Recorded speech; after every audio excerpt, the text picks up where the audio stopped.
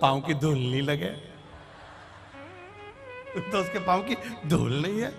इतने में रुक्मणी जी ने कहा आरती बाद में उतारूंगी, पहले इसका मुंह ही देखूंगा। और थाली रखी नीचे और जामवंती का मुंह घूंघट उठाने लगी। भगवान ने कहा था मुंह छुपा के रखना, जामवंती ने घूंघट पकड़ के रखा। रुक्मणी जी उठाए, जामवंती फिर खींच ले, रुक्मणी जी फिर उठाए, जामवंती फिर खींच ले।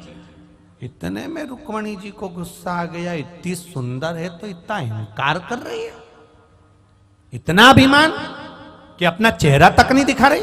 रुक जाते, आरती की थाली में से पानी लिया, हाथ में जल लेकर रुक्मणी जी ने कहा सुन रे जामवंती, मैं तुझे श्राप देती हूं, तू ज्यादा सुंदर है ना, मैं जितनी सुंदर हूं बस उतनी सुंदर रह जा जा। भगवान ने जामवंती को कोनी मार के कहा उठा ले, अब उठा ले।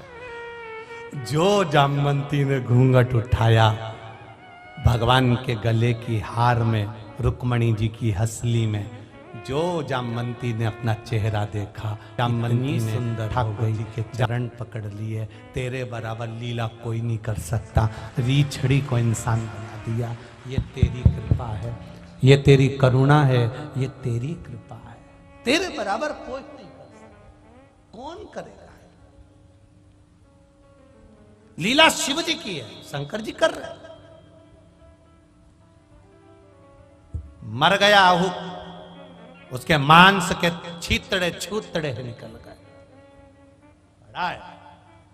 शंकर जी नहीं उठे, अतिथि नहीं उठा, यतिनाथ नहीं उठे, उठी आहू का उठी, और आहू का उठकर बाहर पति से मिलने के लिए गई थी। क्या देखती है वहां तो पति मरा पड़ा हुआ है, मरा पड़ा है। रो पड़ी, बिलक पड़ी, आंखों से आंसू बहने लगा। अंदर आई, दौड़कर कहा यतिनाथ यतिनाथ यतिनाथ। दौड़कर आकर कही हे यतिनाथ, हे यतिनाथ, अतिथि मेरा पति मर गया है, रो रही है। यतिनाथ बाहर जाकर देखते हैं तो उसको किसी जंगली सुंगर ने उसको मार दिया है। पत्नी रो रही है, यतिनाथ कहते हैं मेरे कारण तुम्हारा पति मारा गया है, मेरे कारण तुम्हारा पति मरा। आहूका ने कहा तुम्हारे कारण नहीं मरा, ललाट पर लिखा होगा इतना ही उम्र इसलिए चला गया। आपसे एक प्रार्थना करना चाहती हूं, बोलो। मेरे पति के जितने टुकड़े बचे हैं इसको चिता पर रखा जाए, मैं अपने पति के साथ सती होना चाहती हूं, बस आप चिता तैयार कर दो, मैं अपने पति के साथ सती हो जाऊं, ऐसी कृपा कर दीजिए, ऐसी दया कर दीजिए।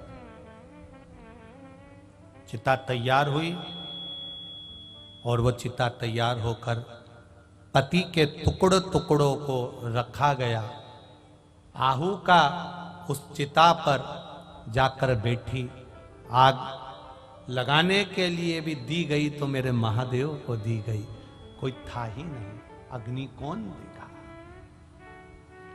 कौन अग्नि देगा?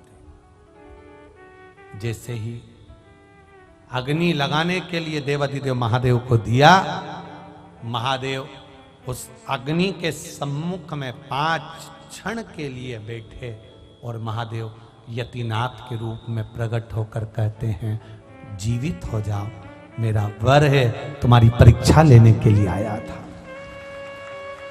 तुम्हारी परीक्षा लेने के लिए आया था, प्रकट हो। आहू का दोनों प्रकट,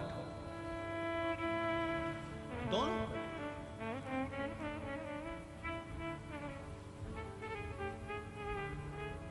मेरे कारण एक रात्रि तुम दोनों को दूर रहना पड़ा है। मैं तुम्हें वर देता हूं, अगला जन्म आहू तेरा नल का होगा, तू राजा बनकर जन्मेगा। और ये विदर्भराज भीम की कन्या दमयंती बनेगी। तुम दोनों अलग अलग रहोगे, मैं स्वयं हंस अवतार लेकर आऊंगा। शिव जी कहते हैं मेरा एक अवतार होगा हंस अवतार, और मैं उस हंस अवतार लेकर आऊंगा और नल और दमयंती तुम्हें मिला दूंगा, दोनों को मिला दूंगा। लेता है शिव परीक्षा, थोड़ा थोड़ा तकलीफ आ सकती है, थोड़ा दुख आ सकता है, थोड़ा कष्ट आ सकता है, फाइल थोड़ी मोटी हो सकती है, थोड़ा कष्ट ज्यादा आ सकता है, थोड़ा दुख ज्यादा आ सकता है, पर विश्वास शिव के प्रति दृढ़ बनाकर रखना। एक लोटा जल मेरे महादेव को चढ़ाते रहना, एक बेलपत्र महादेव को चढ़ाते रहना। अगर कष्ट शरीर में है, रोग है, बीमारी है, शिव का गुणगान करते रहना।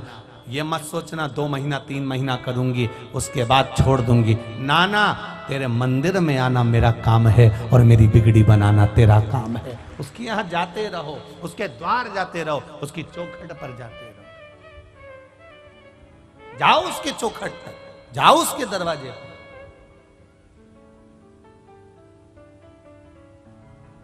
और उसके पास पहुंचोगे तो दुख मिटेगा, जो ये निश्चित है। बिगड़ गए,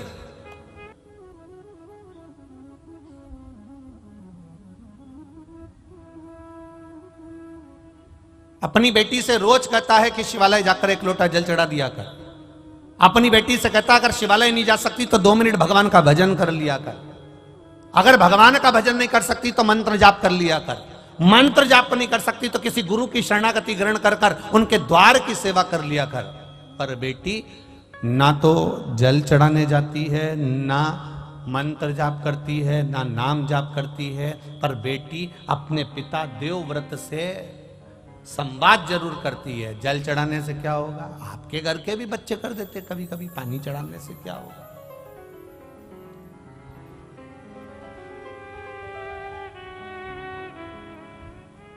जल चढ़ाने से कौन सा फायदा है? एक बात बहुत ध्यान लगाना, बारिश का पानी, आकाश से जल, बरसात का जल जब जमीन पर गिरता है तो वो नाली में जाएगा, खड्डे में जाएगा, खड्डे में से नाली में जाएगा, नाली से गटर में जाएगा, गटर से नाले में जाएगा, नाले से नदी में जाएगा, नदी से तालाब सरोवर होता हुआ आखिरी में समुद्र के पास पहुंच जाता है। बारिश का जल गिरा तो वो समुद्र तक पहुंच जाता है। आपके नजदीक के मंदिर में जो शिवालय है, उस शिवालय पर अगर 1 लोटा जल गिरा तो वो महादेव तक पहुंच जाता है, वो महादेव तक पहुंच जाएगा। आपने जो जल समर्पित करा, आपने जो जल चढ़ाया, आज बसंत पंचमी है,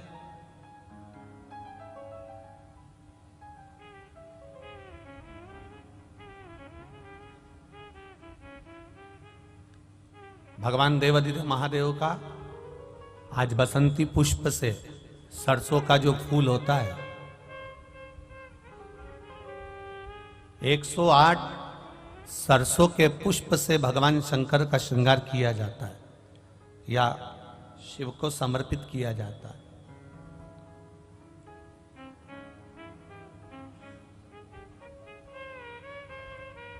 अगर डॉक्टर बोल भी देता है कि ऐसा लग रहा है कि कोई बड़ी बीमारी आने वाली है, शरीर में कोई ऐसा रोग आने वाला है कि ये बहुत बड़ा रहेगा, हम उनको हमेशा कहते आए हैं कि प्रयास करना कि बसंत पंचमी के दिन सरसों के फूल 108 शंकर भगवान को चढ़ जाएं, उसके बाद जांच करवाना प्रारंभ करो, बड़ी बीमारी नहीं आएगी, बाबा उसको टाल ही देगा। उसका नाम महामृत्युंजय है, उसका नाम ही महामृत्युंजय। और हमने पहले भी बैतूल की कथा में कहा था कि सरसों का जो पुष्प होता है, कोई आप कार्य करने के लिए जा रहे हो, कोई ठेकेदारी करने के लिए जा रहे हो, उसमें भी सरसों का पुष्प देवाधिदेव महादेव के लिए बहुत प्रबल होता है, बहुत प्रबल।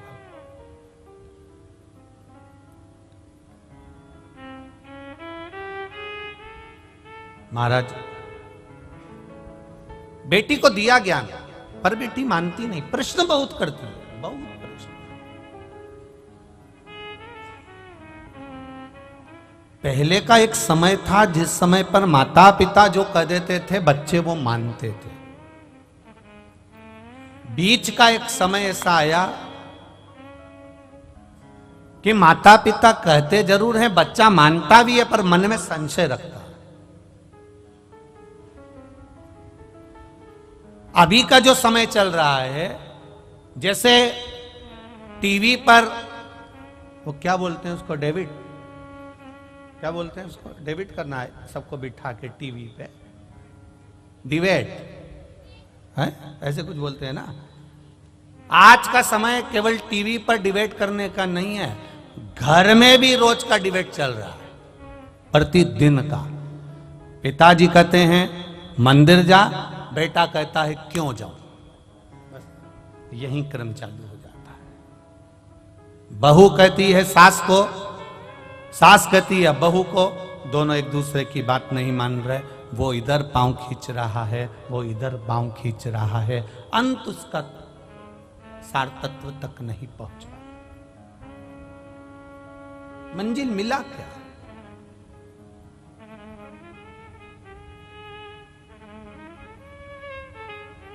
जितने भी चैनल खोलो और उस पर डिबेट होता हुआ दिखे तो आप प्रयास करना कि इसमें कहीं मंजिल मिल जाए तो जरूर बताना। मंजिल नहीं मिलती, किसी लक्ष्य तक नहीं पहुंच पाता, बीच में ही उसको छोड़ना पड़ता और वो संशय में घूमता रहता है। आज भी घरों में यही हो रहा है। माता पिता बच्चों से कहें कि तू जल चढ़ाने जा, माता पिता बच्चों से कहें कि तुम प्रणाम करो, माता पिता बच्चों से कहें कि तुम भजन करो, माता पिता बच्चों से कहें कि तुम कीर्तन करो। पर ये व्यासपीठ, ये शिव महापुराण की कथा हमेशा कहते आई है कि कल परसों की कथा में भी कहा था, एक माँ ने अपने बच्चे का हाथ पकड़कर संत से कहा, गुरुजी मेरे बच्चे से कह दो कि ये शक्कर ना खाए, मीठा ना खाए। गुरुजी ने 1 हफ्ते का समय मांगा और 1 हफ्ते बाद गुरुजी ने कहा कि बेटा तुम शक्कर मत खाना। तो माँ को क्रोध आ गया, ये बात तो तुम 1 हफ्ते पहले भी कह सकते थे। तो गुरुजी ने कहा कह तो सकता था, पर उस समय तक मैंने शक्कर छोड़ी नहीं थी, जब तक मैं छोड़ूंगा नहीं तब तक दूसरे से कहूंगा कैसे, इसलिए पहले मैंने छोड़ी है। आप सबसे निवेदन है, अपने बच्चे को ज्ञान देने से पहले स्वयं पहले मंदिर जाना प्रारंभ करो, शिव को जल चढ़ाना प्रारंभ करो, श्री शिवाय नमस्तुभ्यम कहना प्रारंभ करो, एक बेलपत्र बाबा को समर्पित करना प्रारंभ करो। फिर धीरे धीरे बच्चे अपने आप ढलते चले जाएंगे, उनको बोलने की जरूरत नहीं पड़ेगी, स्वयं ढले। देवव्रत, कश्मीर प्रदेश में देवव्रत नाम का ब्राह्मण, और ब्राह्मण अपनी बेटी को हमेशा कहता है अपनी संगति सही रखना, विचार सही रखना, सोच सही रखना, गलत लोगों में मत पड़ जाना, गलत लोगों के बीच में मत जाना। बार बार अपनी बेटी को समझाता था, पर बेटी का विवाह कर दिया गया। बेटी का विवाह करने के बाद भी बेटी की चित्त बुद्धि सही नहीं हो पाई। वो विवाह होने के बाद भी पर पुरुषों पर उसकी दृष्टि पड़ी रही, पर पुरुष पर उसकी दृष्टि पड़ी।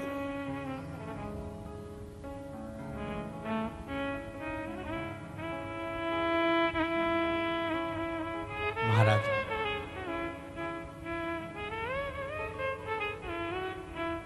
स्कंद पुराण का यह संवाद है।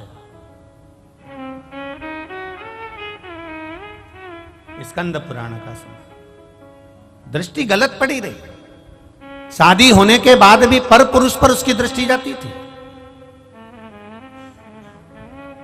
जो नारी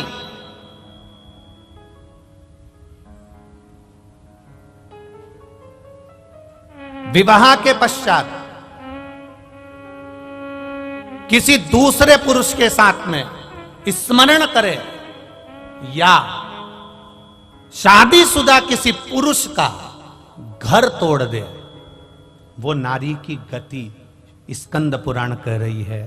ये स्त्री, ये नारी, ये कन्या जिसका विवाह कर दिया गया और सोच नहीं सुधर पाई, वो नारी प्राण त्यागने के बाद में एक कुतिया का जन्म पाई। अब कुतिया तो बन गई, पर कुतिया का जन्म कैसा मिला? एक पांव उसका विकलांग था, कान टूटे हुए थे, आंखों से एक आंख फूटी हुई थी और शरीर पूरा खुजली के कारण उसके पूरे शरीर के उस जो श्वान की योनि मिली है, कुत्ता की योनि मिली है, उसके शरीर के पूरे बाल, पूरी खाल जगह जगह से निकली हुई थी। सारी दुनिया उस कुत्ते को देख रही है, उस श्वान को देख रही है, उस कुतिया को देख रही है। सारी दुनिया उसको देखकर कहती है बेचारा कैसा है। बताओ, आपके भी मोहल्ले में कोई कोई कुत्ता ऐसा होता होगा तो आप पे दया आती कि नहीं आती? अरे मुंह से तो बोलो, आती है ना दया? कैसा भयंकर है, बेचारे को कितना कष्ट है, बेचारे को कितना दुख है। बताओ, उसको ये रोग हो गया, उसका एक पांव टूट गया, उसके बताओ दिख भी नहीं रहा, उसको तो बेकार में पड़ा हुआ है बेचारा। अब वो कुतिया की योनि पा गई और कुतिया की योनि पाने के बाद शरीर में उसके रोग हो गया। एक दिन देवव्रत के मन में ये बात उत्पन्न हो गई कि मेरी बेटी का हुआ क्या, मेरी बेटी जो मर चुकी है वो गई कहां। एक दिन देवव्रत भगवान देवाधिदेव महादेव के मंदिर में बैठ गया, अखंड जाप करने के लिए बैठ गया, उठता ही नहीं है, उठता ही नहीं।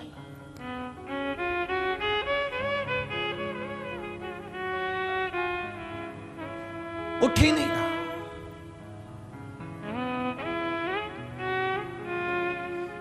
किसी किसी के पूर्व का पुण्य होता है तो मनुष्य के जन्म में भी उससे भजन होता है।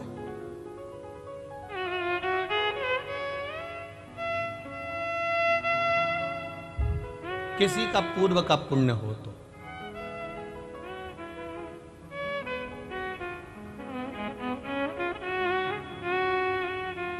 जिस समय पर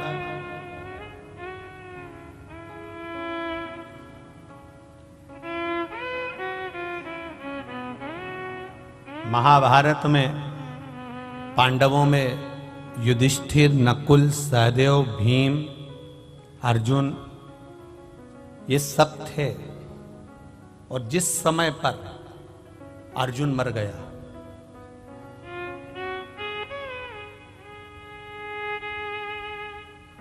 अर्जुन मर गया, जिसने महाभारत सुनी होगी उसके स्मरण में होगा। अर्जुन मरा, अर्जुन के प्राण छूटे किस समय? जब युधिष्ठिर ने अश्वमेध यज्ञ करा और अश्वमेध यज्ञ करने के बाद में अश्व छोड़ा गया, अश्व छोड़ा गया। वो अश्व घूमते घूमते घूमते घूमते जा रहा था। अर्जुन उस अश्व के पीछे भेजे गए और अश्व के पीछे अर्जुन को भेजा गया कि ये अश्व जहां जा रहा है इस अश्व को तुम्हें देखना है, इस अश्व को छुड़ाना है। अर्जुन जहां जाते वहां दिग्विजय कर कर आते, वहां से विजय प्राप्त कर कर आते। वो अश्व जाते जाते जाते जाते जाते जाते आगे एक नगर में प्रवेश कर गया और मणिपुर नगर में जब वो प्रवेश करा, अर्जुन को मालूम था ये वो नगर है जहां पर मेरी धर्म पत्नी, देखिए अर्जुन की एक पत्नी है द्रौपदी, एक धर्म पत्नी है उनकी सुभद्रा, एक नागों की कन्या उलूपी और एक चित्रंगदा। अर्जुन को यह स्मरण में था कि यहां पर मेरा बेटा चित्रंगदा मेरी पत्नी रहती है और उसका बेटा भी यहीं रहता है बुर्ब्रभान। पर अर्जुन उस अश्व को लेकर अंदर प्रवेश कर गया और जब अर्जुन अंदर प्रवेश करा तो अर्जुन के बेटे को मालूम पड़ा कि मेरे पिताजी आए हैं और मेरे पिता आए हैं, तो सम्मान करने के लिए अर्जुन के पिता का सम्मान, अर्जुन का सम्मान करने के लिए बेटा उनके लिए सामान लेकर गया। तो अर्जुन को क्रोध आ गया, अर्जुन को क्रोध आया कि मैं अश्व लेकर आया हूं, एक वीर योद्धा बनकर आया हूं और तू मुझसे संबंध निभा रहा है।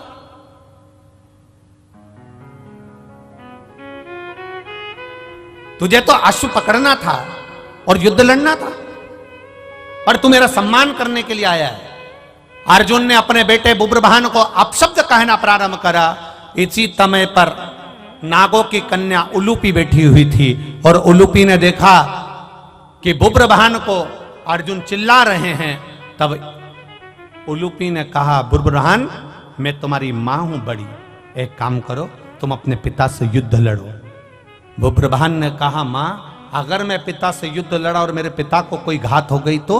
इसी समय पर उलूपी ने कह दिया, ये तो छत्राणी का जो पुत्र होता है, एक वीरानी का जो पुत्र होता है, वो युद्ध के मैदान में ये नहीं देखता कि पिता है कि कौन है, आओ और तुम युद्ध लड़ो। बस इतना कहना था और कहते से बुरबुरहान ने बाण चलाना प्रारंभ करे, इधर अर्जुन ने बाण चलाना प्रारंभ करे। दोनों में भयंकर युद्ध हो गया और युद्ध होने के बाद जैसे ही युद्ध होते होते आगे तक बढ़ा, इतनी देर में बुरबुरहान को भी घात लग गई और अर्जुन के प्राण छूट गए, अर्जुन मर गए, अर्जुन के प्राण छूट गए। आई चित्रंगदा रोती रोती आई, मेरा पति चले गया। बेटे तुमने क्या कर दिया, अपने पिता को मार दिया, अपने पिता को समाप्त कर दिया। मां मैं पिताजी के साथ युद्ध नहीं लड़ना चाहता था, पर मां ने कहा है, उलूपी माता बोली है मुझसे युद्ध लड़ने के लिए। चित्रंगदा ने कहा, उलूपी तेरा मेरा मांग का सिंदूर उजड़ गया और तू अपने बेटे से कहती है कि युद्ध लड़ो। चित्रंगदा के सामने उलूपी ने कहा, मैं छत्राणी हूं, छत्री की बेटी हूं, मैंने अपने बेटे को, इस बुरबुरहान को केवल एक छत्री का फर्ज अदा करने का प्रयास करा है। ब्राह्मण हो, ब्राह्मण कर्म से पीछे मत हटना, वैश्य हो, वैश्य कर्म से पीछे मत हटना, क्षत्रिय हो, क्षत्रिय कर्म से पीछे मत हटना, और शूद्र हो तो शूद्र कर्म से पीछे मत हटना। यह हमारा धर्म भी है और हमारा कर्म भी है, उससे हम पीछे कैसे हटें? तुमने श्रेष्ठ नहीं करा, तुमने अच्छा नहीं करा। रो रही है चित्रंगदा, रो रही है।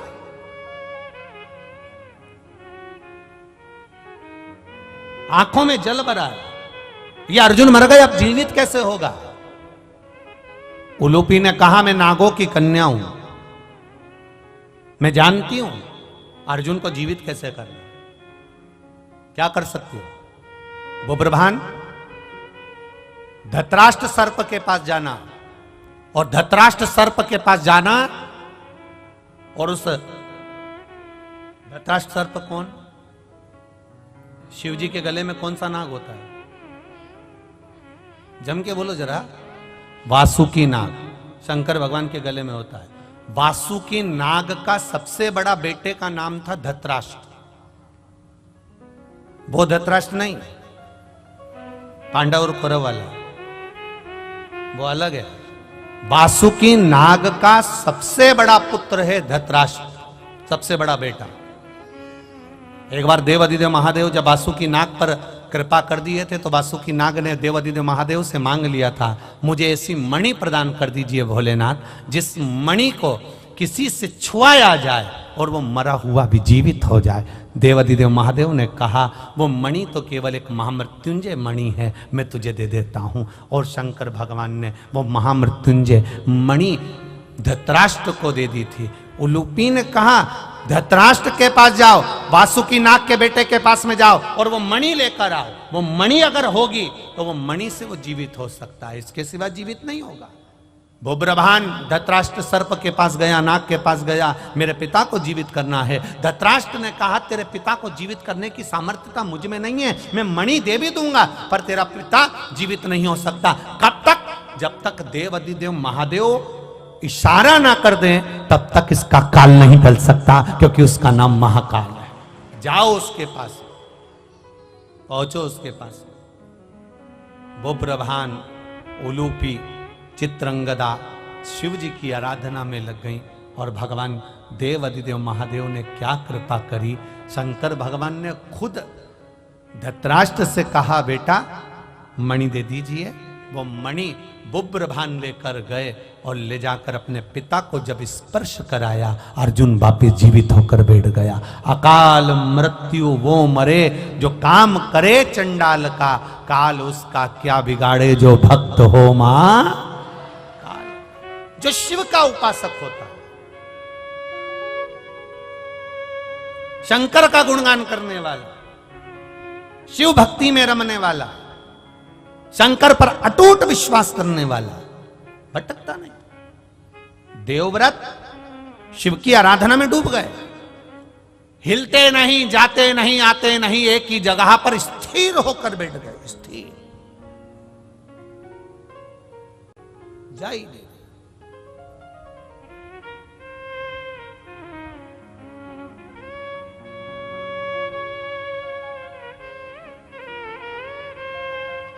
जब कोई नारी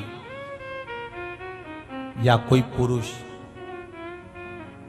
व्रत करता है, उपास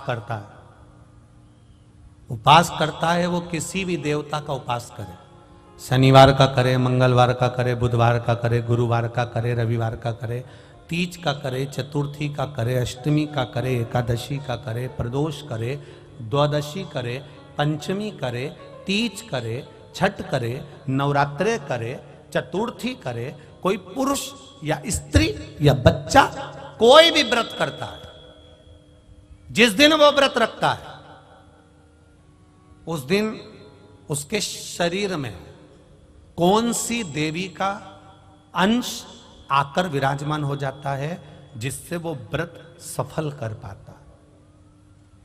बोलो रे भाई, कौन सी देवी का अंश आ जाता है जिससे उसका व्रत, किसी भी व्रत को करे, वो एकादशी करे, द्वादशी करे, प्रदोष करे, सोमवार करे, मंगलवार करे, बुधवार करे, नवरात्रे करे, तीज करे, चतुर्थी करे, छठ करे, प्रदोष करे, दिवाली करे, दशहरा करे, जो व्रत उसको करना है करे, मंगलवार करे, वो कौन सी देवी एक ऐसी होती है, भगवान शंकर की वो कौन सी एक माता, एक देवी ऐसी है जो व्रत करने वाले की तप साधना में साथ देती है और उसकी तप साधना को बढ़ाने का काम करती है। वो केवल एक देवी है, शकंभरी माता। कौन सी माता है? माता शकंभरी, केवल एक है जो व्रत साधना तप आराधना करने वाले के साथ हमेशा साथ देने के लिए उसके हृदय में विराजमान होती है, उसके चित्त वृत्ति में बैठी रहती है। भजन का बल, शकंभरी तप साधन। कितना सुंदर कहा है, जो व्रत करता है ना, हम तो यहां तक कहते हैं कि अगर कोई कथा सुनने बैठा हुआ है, कथा सुन रहा है, आपको जाना है, आपका शरीर का जरा सा अंश भी चलते समय दूसरे के शरीर को नहीं लगना चाहिए। शिव महापुराण में वर्णन आया है पितरों की 3 कन्याओं का, मेना, धन्या, कला, इन तीनों का वर्णन आया है। पितृलोक में ये तीनों आराम से रह रही थी और सनकादि ऋषि बैठकर तप कर रहे थे, कथा की चर्चा कर रहे थे, सत्संग कर रहे थे। पहले मेना निकल कर गई, फिर धन्या निकल कर गई, फिर कला निकल कर गई, एक के पीछे एक तीनों निकल कर गई, तीनों निकल कर गई। इनका शरीर का लहंगा संत सनकादि ऋषि के जंघा पर पड़ गया, क्रोध आ गया, ऐ मेना, धन्या, कला, मैं तुम्हें श्राप देता हूं कि तुम तीनों मृत्यु लोक में एक साधारण सी स्त्री बनोगी।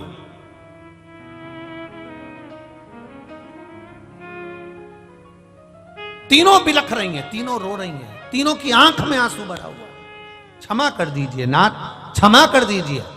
सनकादि ऋषियों ने कहा, जब कोई कथा सुनने के लिए बैठता है, सत्संग करने के लिए बैठता है, सदगुरु की शरणागति में बैठता है, मंदिर देवालय में बैठता है, भगवान के भजन में बैठता है, जितनी देर वो भगवान का गुणगान करने बैठता है, उतनी देर तक उसके हृदय में शकंभरी माता का निवास होता है। शकंभरी माता ऐसे अलग से नहीं रहती। जितनी देर वो तप साधना में, भजन में, संकीर्तन में, कीर्तन में, स्मरण में डूबा रहता है, उतनी देर तक शकंभरी उसके अंदर रहती है। जब आपका शरीर जाते जाते उसको लात लगती है, शरीर का अंग लगता है, कोई सामान लगता है, शकंभरी को क्रोध आता है और वो क्रोध उसके मुख से निकलकर तुम्हें श्रापित कर देता है। इसके फल अनुसार तुम्हें तीनों को मृत्यु लोक में जाना पड़ेगा। चरणों में पड़ गई, हमारा उद्धार कैसे होगा? तब सनकादि ऋषियों ने कहा, तुम्हारा उद्धार, मेना, तुम्हारे घर में पार्वती का जन्म होगा। धन्या, तुम सुनैना बनोगी, तुम्हारी गोद में माता सीता खेलेगी। कला, तुम कीर्ति बनोगी, तुम्हारी गोद में राधा खेलेगी। ये 3 देवियां जब तुम्हारी गोद में खेलेगी, जगत का कल्याण कर देगी। वो जगत का कल्याण करेगी तो तुम्हारा कल्याण अपने आप हो जाएगा। अपने आप।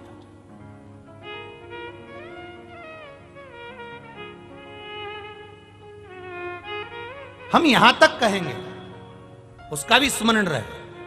अगर कोई अपने घर से एक लोटा जल लेकर जा रहा है, शिव जी के मंदिर तक जा रहा है, शिवालय तक जा रहा है, तो यहां तक भी निवेदन करेंगे कि हंसो, दुनिया का काम है हंसना।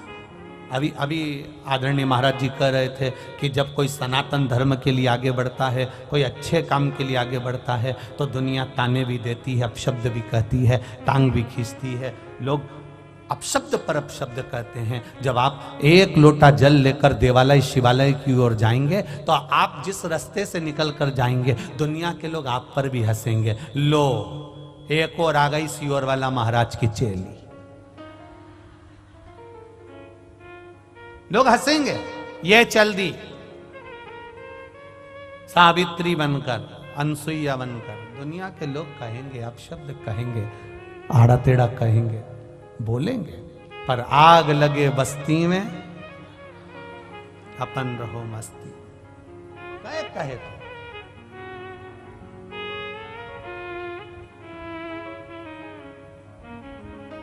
वो कहे, कहने वाला कहता रहेगा। जिस समय पूजन का कोई साहित्य, पूजन का कोई सामान, पूजन की कोई सामग्री हमारे हाथ में रहती है और हम पूजन करने जाते हैं और पूजन कर कर वापस आते हैं, उस व्यक्ति को देखकर अगर कोई दूसरा हंसता भी है, तो समझ लो वो अपनी जिंदगी को बर्बाद करने की सीढ़ी पर पांव रख दिया। उसने अपनी जिंदगी की बर्बाद होने वाली सीढ़ी पर पांव रख दिया कि अब उसको बर्बाद हो निश्चित है। देवव्रत शिव जी के सामने बैठा है, घोर तप कर रहा है, घोर तप, अखंड तप करने में लगा हुआ। और ऐसा अखंड तप देवव्रत कर रहा है, उसको केवल एक चीज मालूम करना है कि मेरी बेटी, जिसको मैं समझा समझा कर रह गया, वो बेटी की दशा कैसी है। तब देवव्रत ने अखंड तप करा। मेरे देव अधिदेव महादेव खुद नहीं आए, मां अंबा नहीं आई, जगदम्बा नहीं आई, शिव जी ने अपने नंदी को भेज दिया। नंदीश्वर जाकर मालूम करो देवव्रत क्या चाहता है, इस देवव्रत को चाहिए क्या। जाओ जरा मालूम करो, जाओ। और महाराज, तब साधना का जो बल होता है वो कोई साधारण नहीं होता। दूध में सुगंध गंध नहीं होती, दूध में सुगंध गंध कब आएगी, जब दूध को आप तपाओगे, फिर उसको जमाओगे, जमाकर फिर उसका घी निकालोगे, और घी निकालोगे तब उसमें गंध आना, सुगंध आना प्रारंभ हो जाएगी।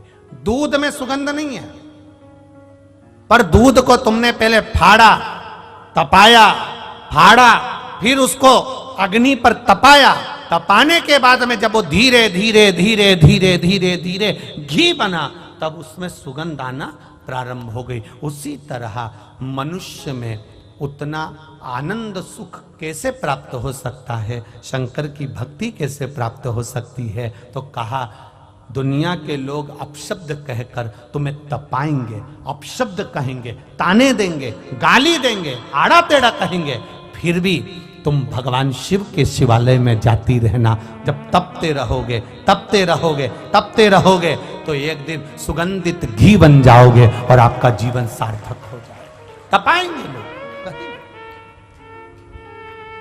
दुनिया के लोग कहेंगे जो कहना।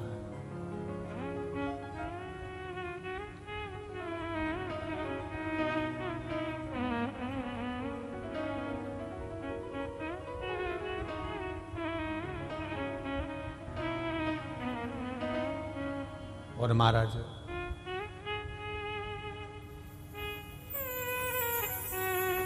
जब हम भगवान की शरणागति में जाकर बैठ जाएंगे, तप ले, तप लो खूब दिल से।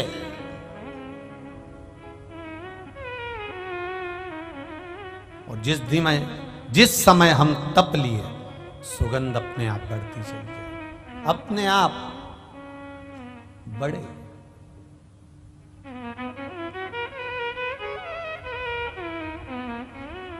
शिव कथा कह रहे हैं,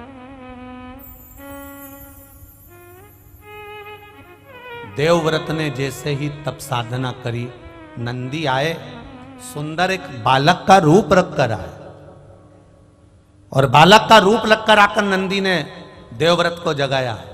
स्कंद पुराण का ये संवाद प्रत्येक शिव भक्त के लिए बहुत मायने रखता है। ये संवाद पहले की कथाओं में नहीं निकल पाया, पर कंजरी गांव में संतों के सानिध्य में सीताराम महाराज और ये पावन गुप्त नवरात्रि के अवसर पर यह संवाद निकला है, जो संपूर्ण विश्व के कल्याण के संवाद। बड़ा ध्यान रखना, नंदी 5 वर्ष के बालक का रूप रखकर आए, और नंदी देख रहे हैं कि देवव्रत समाधि में लीन है, तप में लीन है, भगवान की भक्ति में लीन है।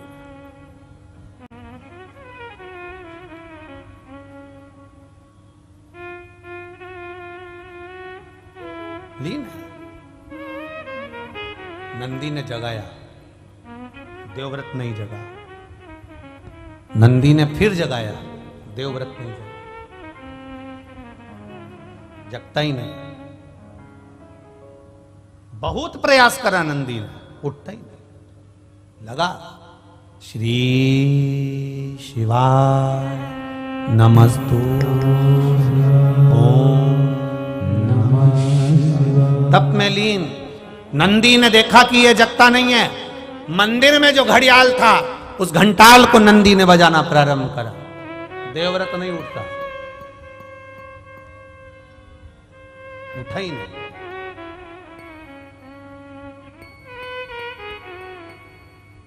फिर बजाए। आखिरी में देवव्रत के नेत्र खुले। 5 वर्ष के बच्चे को देखकर थोड़ा क्रोध देवव्रत को आया। कारण, मैं बैठा तप कर रहा था, और मैं बैठकर अगर तप कर रहा हूं तो मेरे तप साधना को क्यों नष्ट कर रहा है। आ जाता है कभी कभी क्रोध। घर में बूढ़ी बूढ़ी माताएं, जब दादी माएं, जब बुजुर्ग माताएं सेवा करती है, और घर का छोटा छोटा बच्चा उनका सामान लेकर भग जाए, दिया ले गया, दीपक ले गया, अगरबत्ती उठा के ले गया, ठाकुर जी को जो भोग धरा रही थी भोगी उठा के ले गया, जो मोहन थाल रख रही थी मोहन थाली ले गया, कहीं ठाकुर जी की माला जी उठाकर ले गया, तो दादी को क्रोध आ जाएगा। पर उसको क्रोध नहीं आना चाहिए। भगवान परीक्षा ले रहा है, भगवान देख रहा है कि ये क्रोध करती है कि नहीं करती है। भगवान ये देखता है। अब इसको 5 वर्ष के बच्चे पर क्रोध आ गया। देवव्रत को क्रोध आया, उठकर खड़ा हुआ। जैसे ही खड़ा हुआ, इतने में बच्चे ने कह दिया, बाबा आपको तप करते हुए देखकर मेरे मन में एक प्रश्न आया है। आप तप किसके लिए कर रहे हो? आप साधना किसके लिए कर रहे हो? आप व्रत किसके लिए कर रहे हो? आप उपास किसके लिए कर रहे हो? किसके लिए?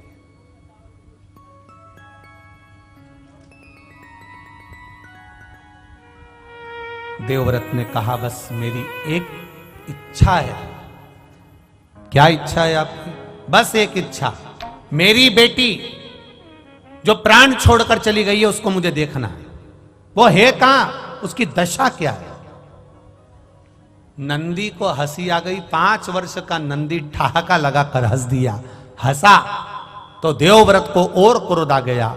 ए बालक, मेरे शब्द को सुनकर तू हंस रहा है?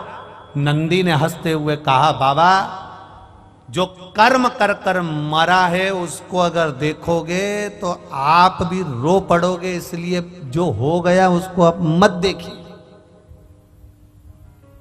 मत देखो। जो पूर्व में कर कर आए हो उसे अब देख कर करोगे क्या? कई लोग कहते हैं हमने किसी का बुरा नहीं करा गुरुजी, हमने कभी किसी का बुरा नहीं करा गुरुजी, फिर भी लोग हमारा बुरा क्यों करते हैं? हम कहते हैं जी जी, इस जन्म में तुमने किसी का बुरा नहीं करा, पर अगला जन्म किसने देखा कि तुमने किसका बुरा करा होगा? जिसका करा होगा वो आज तुमको त्राड़ दे रहा है, आज तुमको कष्ट दे रहा है। जिसने पूर्व समय में गौ माता को एक रोटी दी, प्रेम से उसको सहलाया, वो गौ माता तुम्हारे घर में गौ माता बनकर आ गई। वो तुम्हारे यहां सेवा कर रही। और जिसने गौ माता को देखकर एक रोटी देने के बाद में हट हट, अरे शास्त्र तो उठाओ, कितने वीरों में वीर थे राजा जनक, राम जी महाराज के ससुर, दानवीर, भजनावली, कीर्तनी, दुनिया के लोग उनका नाम उच्चारण करते हैं। राजा जनक जैसा कोई नहीं, राजा जनक जैसा कोई नहीं, राजा जनक जैसा कोई नहीं, राजा जनक जैसा कोई नहीं। जनक जितने बड़े दानी थे, पुण्यवात्मा थे, स्मरणी थे, भजनावली थे, कीर्तनी थे, उसके बाद भी राजा जनक को नरक का द्वार जाना पड़ा। कारण क्या था? उसके बाद भी राजा जनक नरक के द्वार पर, केवल एक कारण से। राजा जनक भी नहीं समझ पाए कि मुझे और नरक, इतना मैंने पाप कुछ नहीं करा, मैं तो राम जी का ससुर हूं, मैंने जानकी को पाला है, जानकी मेरे पास में रही है, मैंने सब यज्ञ करा है, और शास्त्र कहता है, श्रीमद् भागवत कहती है, देवी भागवत कहती है कि वेद व्यास जी महाराज के यहाँ सुखदेव जी महाराज का प्रागट्य हुआ। सुखदेव जी महाराज शादी करने को तैयार नहीं हुए, तब वेद व्यास जी ने कहा किसी गुरु की शरणागति जाओ, तो वो राजा जनक की शरणागति में गए थे, और राजा जनक जी के दरवाजे पर जाकर सुखदेव जी महाराज खड़े रहे थे। और सुखदेव जी महाराज के कोई गुरु हैं तो वो जनक जी महाराज हैं। जब सुखदेव जी के गुरु जनक जी हैं, राम जी के ससुर जनक जी हैं, माता जानकी के पिता जनक जी हैं, तो फिर इनको नरक क्यों जाना पड़ा? केवल एक जरा सा काम था, एक छोटा सा काम, छोटा सा काम। जनक जी का रथ जा रहा था। अब समझना जरा, लोग कहते ना हमने किसी का बुरा नहीं करा, तो हम कौन? ऐसा क्यों हो रहा है? हमें तकलीफ क्यों आ रही है? हमें दुख क्यों आ रहा है?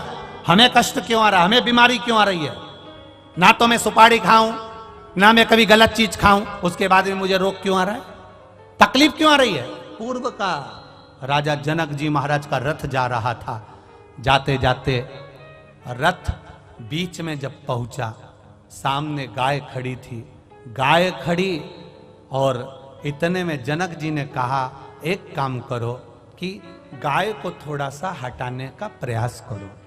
रथ के बीच में गाय खड़ी है, गाय हट नहीं रही, हट नहीं रही। जनक जी नीचे उतरे और गौ माता के आगे हाथ जोड़े, आप हट जाओ। नहीं हटी। इसके बाद राजा जनक ने गाय को धक्का देकर बस थोड़ा सा साइड में करा था, बस एक अंश की गलती कर दी थी कि गाय को एक हाथ से धकेल कर पीछे की ओर हटाया था, और गाय के पीछे से जनक जी महाराज निकल कर चले गए थे। तो चित्रगुप्त महाराज और धर्मराज ने कह दिया, कौन आया है? राजा जनक। बड़े पुण्यात्मा हैं, बड़े धर्मात्मा हैं, पर इन्होंने गाय को जाना था उधर, रास्ता चेंज कर दिया था इधर का, इसलिए इनका भी स्वर्ग का रास्ता चेंज कर दिया। जाना था स्वर्ग, घूमते हुए लेकर जाए, ले जाओ, रास्ता चेंज करो, बदलो रास्ता। जनक जी महाराज जब रास्ता बदला गया स्वर्ग जाने का, नरक से होते हुए जा रहे थे। नरक में पड़े हुए जीव सब चिल्ला रहे थे, चिल्ला रहे थे। जनक जी महाराज थोड़ी देर वहां खड़े हो गए, खड़े हो गए। सारे जीवों ने चिल्लाना चालू कर दिया, महाराज रुक जाओ, महाराज रुक जाओ, महाराज रुक जाओ। आवाज लगा रहे जनक जी महाराज रुक जाओ। जनक जी महाराज ने पूछा, ये कौन चिल्ला रहा है? ये आवाज किसकी आ रही है? ये कौन चिल्ला रहा है? ये किसकी आवाज है? सब ने कहा, ये जो नरक में पड़े हुए हैं ना, ये चिल्ला रहे हैं। ये क्यों चिल्ला रहे हैं? कारण क्या है? जनक जी, आपने इतना दान पुण्य करा है, इतना अच्छा काम करा है कि आप पुण्य आत्मा हो, आप वैकुंठ जा रहे हो, पर आप नरक के रास्ते से जा रहे हो। आपके शरीर से छूकर जो ये हवा चल रही है, ये हवा इनके पापियों के शरीर पे लग रही है, पापियों के शरीर पे लग रही है, तो इनको जो कष्ट हो रहा था वो मल्लम का काम कर रही है, अब इनको कष्ट नहीं हो रहा। इसलिए ये चाहते हैं कि आप कुछ कृपा कर दो। जनक जी ने कहा तो एक काम करो ना, इन सबको नरक से मुक्त कर दो, नरक से मुक्त। धर्मराज कहते हैं ऐसा नहीं हो सकता, ऐसा नहीं हो सकता। तो फिर एक काम करो, जनक जी कहते हैं मुझे बैकुंठ नहीं जाना, इनके लिए मुझे यहीं खड़ा कर दो। मेरे शरीर से हवा निकल कर जाएगी, वायु पवन निकल कर जाएगी, वो इनके शरीर को लगेगी, और इनको अगर सुख मिल रहा है मेरे शरीर से तो मैं इनके लिए अपना शरीर भी दे सकता हूं, मैं नरक में रह सकता हूं। हाथ जोड़कर धर्मराज ने कहा आपको हम नरक में नहीं रख सकते, क्योंकि आप पुण्यात्मा हो, सत्कर्मी हो, भजनावली हो, हम आपको नरक में कैसे रखें? अगर हम नरक में रखेंगे तो देवता हमें चिल्लाएंगे, हम आपको नरक में नहीं रख सकते। तो जनक जी ने कहा आप मुझे नरक में नहीं रख सकते और मुझे स्वर्ग में रहना नहीं जब तक इनका उद्धार होता नहीं। तो धर्मराज ने भगवान विष्णु से कहा आप बताओ क्या करें। भगवान विष्णु ने देवाधिदेव महादेव से कहा आप बताओ क्या करें। देवाधिदेव महादेव ने कहा एक काम करो, राजा जनक के लिए सारे पापियों को छोड़ दिया जाए, उनका कल्याण कर दिया जाए। ये जनक तत्व हमें लगता है हमने कोई पाप नहीं करा, हमने कोई बेकार काम नहीं करा, पर हमारा रास्ता चेंज क्यों हुआ, हमें कष्ट क्यों आ रहा है, हमें दुख क्यों आ रहा है, उसके पीछे हमारा पूर्व का कोई कारण होगा, कोई कारण हो सकता है। किसी के यहाँ डनलप का गद्दा बिछाए, एसी का रूम, वीआईपी रूम, सोते सोते भी एक गिलास केसर का दूध, फिर भी रात को नींद नहीं। और कोई कोई ये यहां से वहां तक देखना, पूरी रोड के बीच में डिवाइडर पर पड़े हैं, ऐसे सो रहे, चकाचक, कोई दिक्कत नहीं, कोई रत्ती भर की टेंशन नहीं, सामान भी पड़ा है।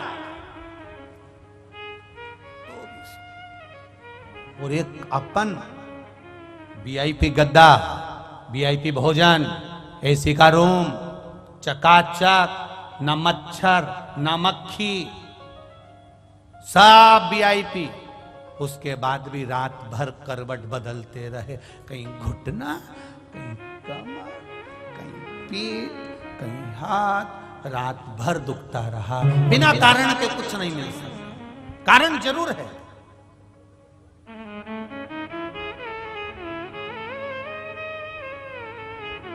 कितने संख्या में आ पाए,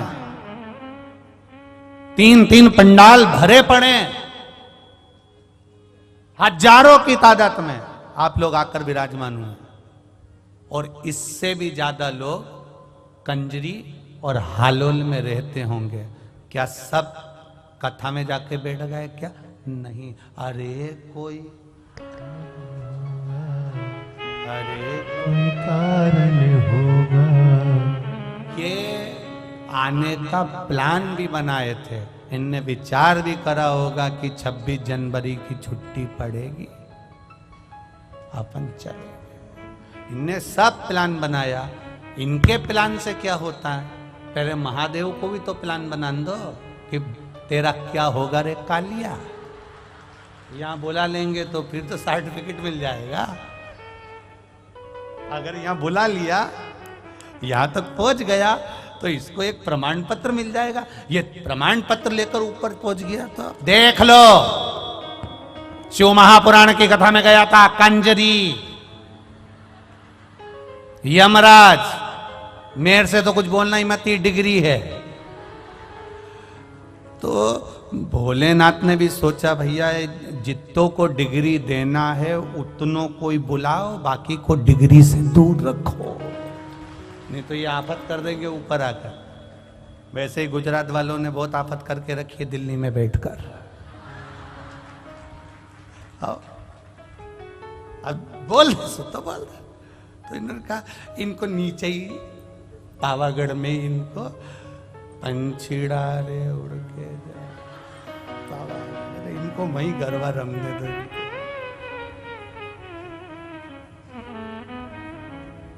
नहीं तो ये मोखला बैठा बैठा नहीं, बस राम जी कृष्ण कहे।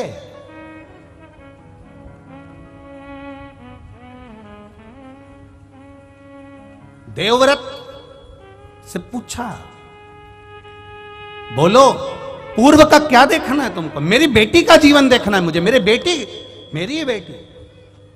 मत देख, देवव्रत रोएगा, तड़फेगा बेटी की दशा देखकर। नहीं, मुझे अपनी बेटी देखना।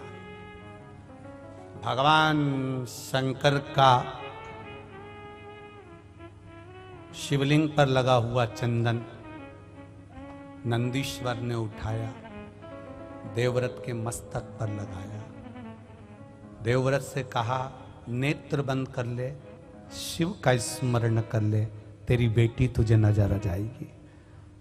जो चंदन लगाया, भस्म धारण कराई, देवव्रत ने देखना चालू करा, देखना चालू करा।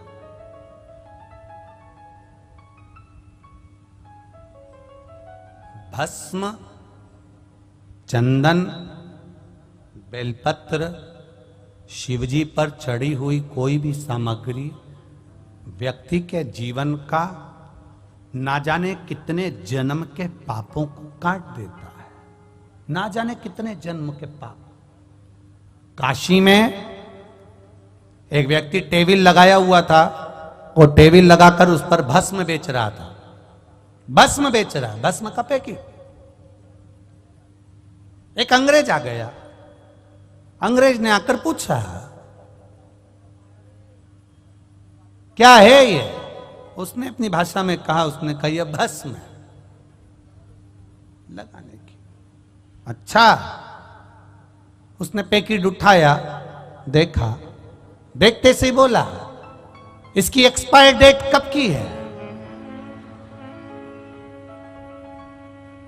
अब वो टेबल पर जो बैठा था भस्म बेच रहा था, वो अंग्रेज को ऊपर से नीचे तक देख रहा कि भस्म की एक्सपायर डेट पूछ रहा।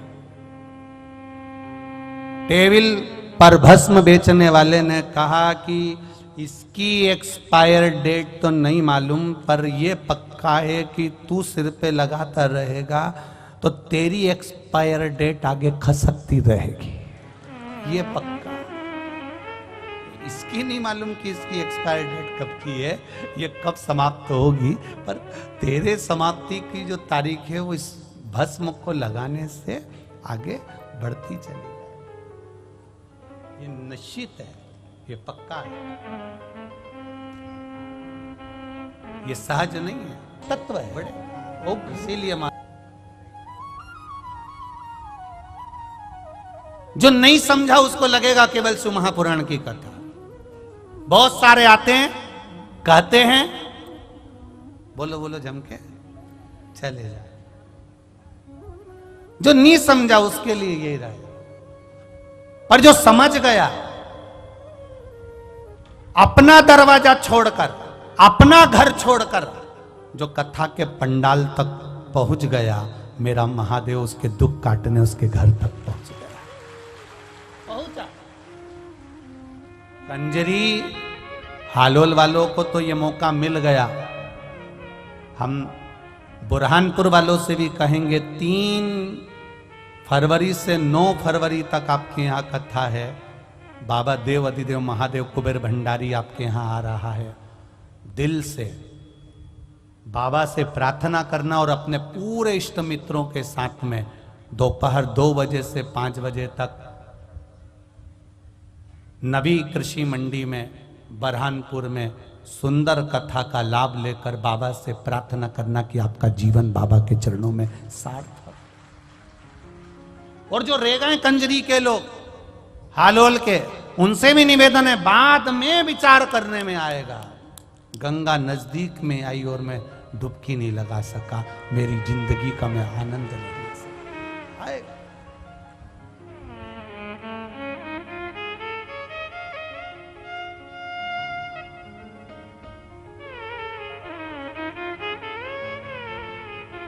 एक हॉस्पिटल होता है, एक एम्बुलेंस होती है।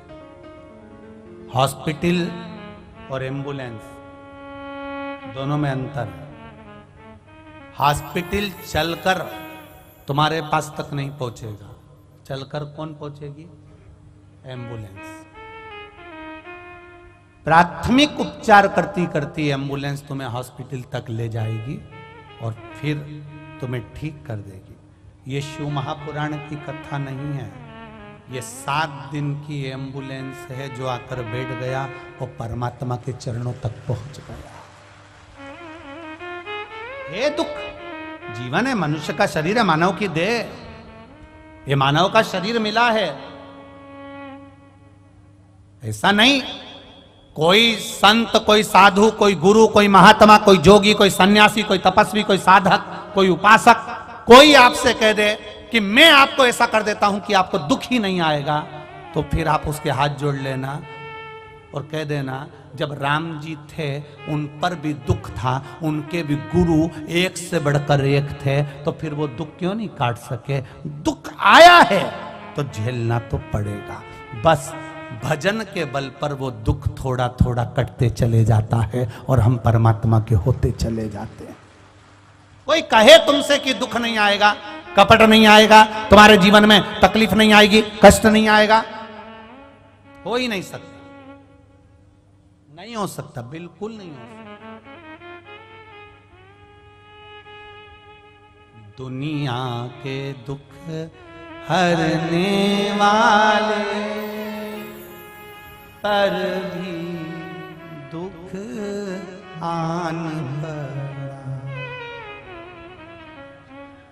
जग को रोशन करने वाले को आधी रात में आना पड़ा। दुनिया के बंधन काटता वो, उसको भी जेल में आना पड़ा। जो दुनिया के बंधन काटता है वो कारागार में जन्म ले रहा है, साधारणता नहीं है, ये पूर्व के कर्म का भोग। एक चिड़िया को सीता जी ने कैद में रखा, मां जानकी को कैद में रहना पड़ा। राम जी ने छुपकर मारा था बाली को, उस बाली ने छुपकर मारा, भगवान कृष्ण के चरणों में मारा। जरा नाम का व्याघ्र बनकर कर्म का भोग है, भोगना जो पूर्व में किया आज भोगेंगे, आज करेंगे, फिर भोगेंगे, उसको कौन टाल सका? देवव्रत रो रहा है, मेरी बेटी की ये दशा, एक स्वान की योनि, एक कुतिया की योनि, मेरी बेटी की। बिलक पड़ा, रोह पड़ा, कुछ नहीं कर रहा। शंकर भगवान के शिवालय को, शिवलिंग को पकड़ लिया और पकड़कर देवव्रत आंख से आंसू बहाने लगा। कुछ कृपा करो, करुणा सागर, करुणा कर दीजिए, दातार कृपा कर दीजिए, मेरी बेटी ऐसी भयंकर योनि में पड़ी हुई है, शरीर पूरा खुजला हो गया है उसका, क्योंकि उसको अभिमान इतना था। पिता देवव्रत अपनी बेटी को समझाता था, गलत दृष्टि मत करना, गलत जगह पर मत जाना। परसों की कथा में कहा था, नियत, नीति और नजर, ये 3 गलत जगह पर चली जाती है तो जिंदगी बर्बाद हो जाती है। नियत अगर गलत हो गई तो बर्बाद हो गए, नीति अगर गलत हो गई तो बर्बाद हो गए, और नजर अगर गलत हो गई तो बर्बाद हो गए। नारी पर पुरुष पर अगर अपनी दृष्टि देती है, किसी का शादीशुदा जीवन है और उसके घर में आग लगाकर तू उसमें शामिल होना चाहती है, तो तू अपने अगली जिंदगी का स्मरण कर लेना, ये देवव्रत की कन्या का स्मरण कर लेना कि तेरी जिंदगी क्या होगी, तेरा जीवन क्या होगा। ये देवव्रत की कथा कर रही है। एक इतना बड़ा ब्राह्मण, ऐसा साधु, ऐसा सन्यासी, ऐसा तपस्वी, ऐसा साधक, ऐसा उपासक जो भगवान शिव की भक्ति में लगा है, तो भी इस कन्या को भोगना पड़ रहा है। क्यों? कर्म का भोग है। तेरी शादी हो गई थी, जिस पुरुष के साथ तू रह रही थी उसकी भी शादी हो गई थी, उस नारी को रोना पड़ रहा था, हाथ जोड़कर कहती थी मेरे पति को छोड़ दे, मेरे पति को त्याग दे, पर तू उससे इतनी आसक्ति कर बैठी, इतनी आसक्ति कर बैठी इस शरीर के चक्कर में।